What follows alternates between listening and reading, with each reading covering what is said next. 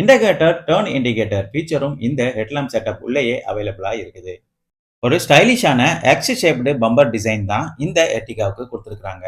Fog feature பொறுத்தவரையில ஆப்ஷனலா தான் கொடுக்குறாங்க. ஒரு டீசென்ட் ஓப்பனிங் இருக்கிற 2 ஸ்லாட் ஆட் டிசைனும் நம்ம இங்க பார்க்க முடியும்.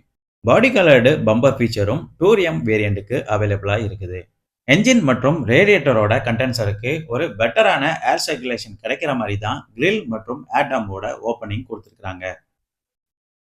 அண்டர் பாய்னட் கீழே பார்த்தோம்னா ஒரு ப்ராப்பரான என்ஜின் அசம்பிளிங் மற்றும் இன்சுலேஷன் இன்ஜினோட சரௌண்டிங்கில் கொடுத்துருக்கிறத நம்ம பார்க்க முடியும்.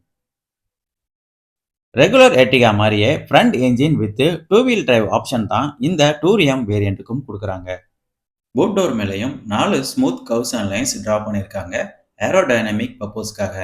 எம்பிவி வெஹிக்கிளாக இருந்தாலும் ஏரோடைனமிக் ஒர்க்ஸ் பொறுத்தவரையில் ரொம்பவே இம்பார்ட்டன்ஸ் கொடுத்துருக்காங்க.